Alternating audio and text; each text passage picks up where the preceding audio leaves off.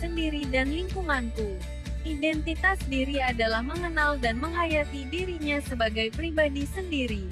Setiap individu memiliki identitas diri yang berbeda dengan individu yang lain. Namun beberapa di antaranya memiliki beberapa kesamaan kesukaan, ciri fisik, hobi, kebiasaan. Keluarga merupakan kelompok kecil pertama yang membicarakan tentang keberagaman sejak lahir dalam kandungan seorang ibu. Karena di dalam keluarga juga ada beberapa silsilah anggota keluarga yang memiliki berbagai perbedaan dalam pengalaman hidup. Ada kepala keluarga, kakek, nenek, ayah, ibu, saudara, dan anak-anak dengan kepribadian yang berbeda. Keberagaman di lingkungan keluarga merupakan sebuah unsur perbedaan yang terdapat di dalam keluarga sendiri, seperti perbedaan tempat lahir, perbedaan suku dan ras, jenis kelamin, perbedaan selera makan, perbedaan kemampuan, perbedaan pendidikan, perbedaan hobi, dan kebutuhan hidup. Kita tinggal dalam suatu lingkungan. Lingkungan merupakan segala sesuatu yang ada di sekitar kita, baik benda hidup maupun tak hidup. Benda hidup meliputi manusia, hewan, dan tumbuhan. Sedangkan benda tak hidup meliputi air, tanah, udara, bebatuan. Lingkungan mempengaruhi perkembangan manusia, hewan, dan tumbuhan. Oleh sebab itu, kita harus menjaga lingkungan agar tidak rusak. Pada hakikat setiap manusia adalah makhluk yang unik. Pasti ada perbedaan antara yang satu dengan lainnya. Perbedaan ini dapat dijadikan suatu langkah untuk saling menerima dan menghargai satu sama lain. Keberagaman karakteristik individu di lingkungan sekitar, antara lain: 1. Jenis kelamin. 2. Ras dan suku. 3. Agama. 4. Hobi dan kegemaran. 5. Watak dan karakter. 6. Usia. B. Keberagaman sebagai anugerah. Bagi bangsa Indonesia, semboyan Bhinneka Tunggal Ika merupakan dasar untuk mewujudkan persatuan dan kesatuan Indonesia. Seperti diketahui, Indonesia merupakan negara kepulauan yang terdiri dari beribu-ribu pulau di mana setiap daerah memiliki adat istiadat, bahasa, aturan, kebiasaan berbeda antara yang satu dengan yang lainnya. Tanpa adanya kesadaran sikap untuk menjaga Bhinneka Tunggal Ika, pastinya akan terjadi berbagai kekacauan di dalam kehidupan berbangsa dan bernegara. Dengan semboyan Bhinneka Tunggal Ika, kita harus membuang jauh-jauh sikap mementingkan diri sendiri atau daerah sendiri tanpa peduli kepentingan bersama. Bhinneka Tunggal Ika sebagai jati diri bangsa sudah ada jauh sebelum Indonesia merdeka, yaitu sejak zaman Majapahit. Bhinneka Tunggal Ika adalah moto atau semboyan Indonesia. Keberagaman yang dianugerahkan Tuhan merupakan kekayaan bangsa Indonesia. Kita sebagai bangsa Indonesia sepatutnya bangga akan keberagaman tersebut. Keberagaman juga dapat menjadi kekuatan bagi bangsa Indonesia. Namun, kita juga tidak boleh sombong dengan keistimewaan ini. Berikut ini perwujudan rasa bangga akan keberagaman bangsa Indonesia. Tidak malu menampilkan ciri khas tiap daerah. Saling menghargai dan menghormati budaya lain. Mempelajari budaya dan ciri khas daerah lain. Menghargai keberagaman yang ada. Menjaga kelestarian budaya Indonesia. C. Keberagaman sebagai kekuatan. Negara Indonesia merupakan salah satu negara yang memiliki keberagaman budaya yang menjadikan negara Indonesia kaya akan budaya. Beberapa keberagamannya yaitu suku bangsa, rumah adat, bahasa adat, tarian adat, makanan daerah, lagu daerah, tarian daerah, dengan sikap toleransi dan menghargai satu sama lain, serta tidak membeda-bedakan dapat menciptakan suasana yang tenteram dan berakhir dengan persatuan. Berbagai keragaman tersebut melahirkan bentuk keragaman budaya Indonesia. Keragaman budaya tersebut beraneka macam, seperti rumah adat, upacara adat, pakaian adat tradisional, tarian adat tradisional, alat musik tradisional, lagu tradisional, senjata tradisional, makanan khas tradisional. 1. Rumah adat. Rumah adat tradisional adalah sebuah bangunan atau konstruksi yang sengaja dibangun dan dibuat sama persis dari tiap generasi tanpa adanya modifikasi. Rumah adat hingga kini masih dipertahankan, baik segi kegunaan, fungsi sosial, dan budaya di balik corak atau desain bangunan tersebut. Bahkan, nama rumah adat di masing-masing daerah pun berbeda. 2. Upacara adat. Upacara adat dikenal sebagai salah satu warisan nenek moyang di daerah masing-masing yang dijaga dan dilestarikan secara turun-temurun. Meskipun perkembangan zaman semakin maju, namun upacara adat tak dilupakan oleh sebagian masyarakat. Hal itu karena upacara adat memiliki nilai filosofis dan kekuatan tersendiri oleh sebagian masyarakat setempat. 3. Pakaian adat tradisional. Pakaian adat tradisional merupakan salah satu identitas dari salah satu suku. Biasanya pakaian adat dikenakan ketika upacara adat berlangsung. 4. Tarian adat tradisional. Tarian adat tradisional lazimnya memiliki karakteristik yang memperlihatkan budaya dan kearifan daerah setempat. Tarian adat tradisional menjadi salah satu keragaman budaya Indonesia yang terkenal dan banyak diperlihatkan di acara penting tingkat internasional. 5. Alat musik dan lagu tradisional.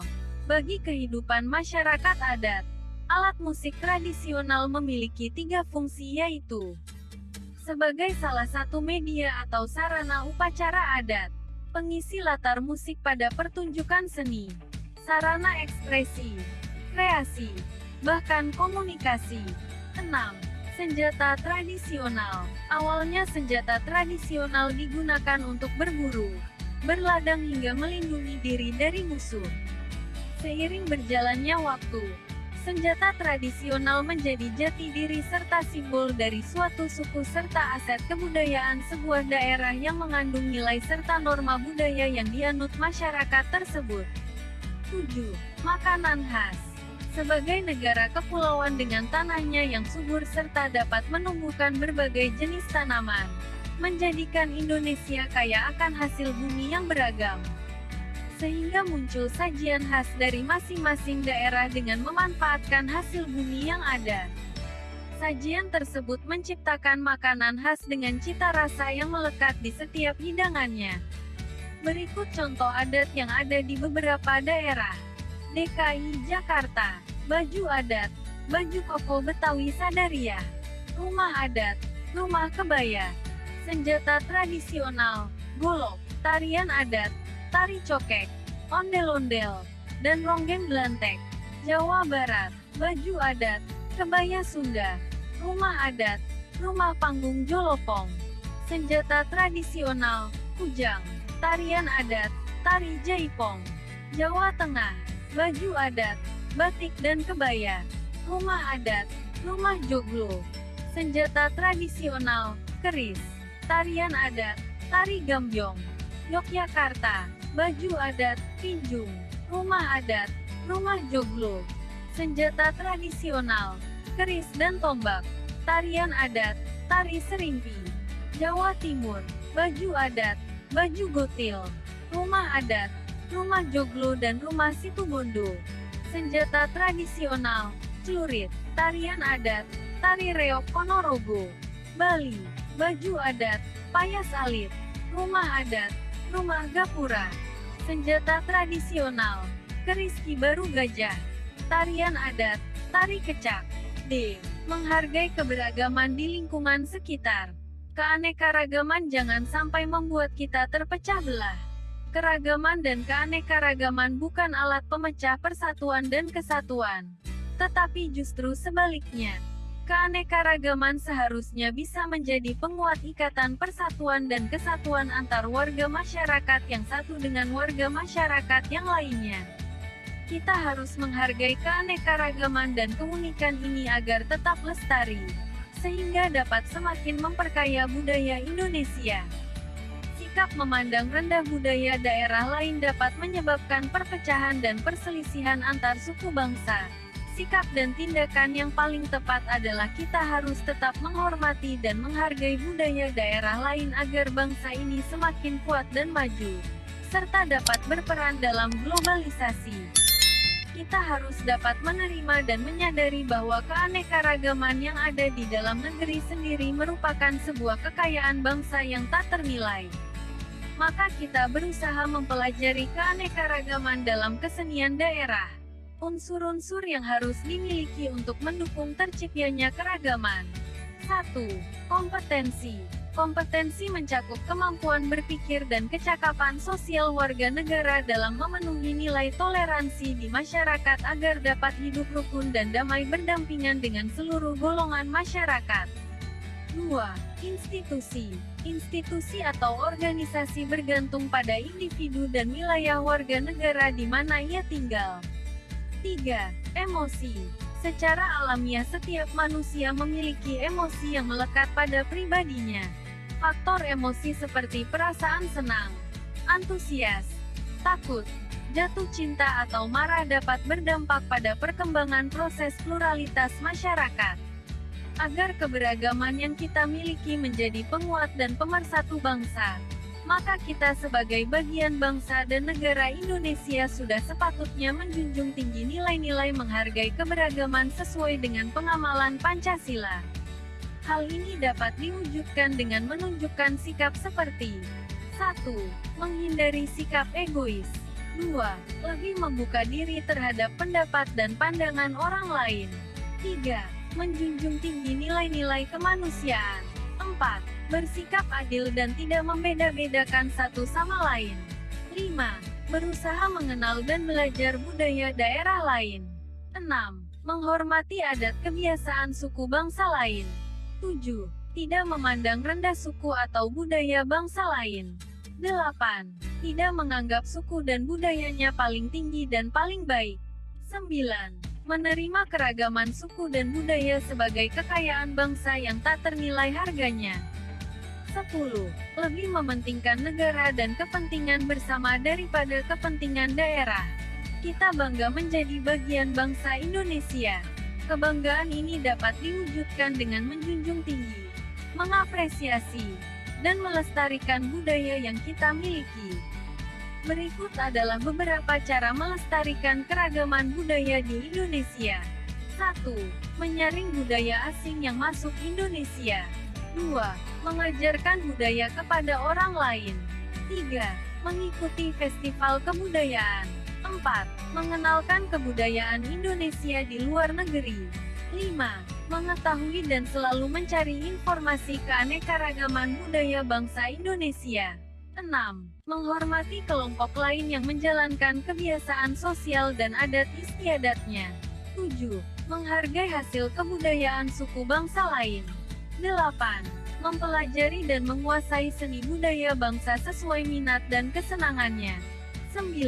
Melestarikan dan mengembangkan berbagai jenis seni tradisional seperti seni tari, seni musik, dan seni pertunjukan. Berbagai penyakit budaya yang dapat merusak persatuan dan kesatuan bangsa Indonesia sebagai berikut. 1. Prasangka. Prasangka adalah sikap yang bisa positif maupun negatif berdasarkan keyakinan stereotip atau pemberian label kita tentang anggota dari kelompok tertentu. 2. Etnosentrisme. Etnosentrisme yaitu paham yang berpandangan bahwa manusia pada dasarnya individualistis yang cenderung mementingkan diri sendiri. Namun karena harus berhubungan dengan manusia lain, maka terbentuklah sifat hubungan yang pertentangan. 3. Rasisme. Rasisme yaitu suatu sistem kepercayaan atau doktrin yang menyatakan bahwa perbedaan biologis yang melekat pada ras manusia menentukan pencapaian budaya atau individu bahwa suatu ras tertentu lebih superior dan memiliki hak untuk mengatur ras yang lainnya.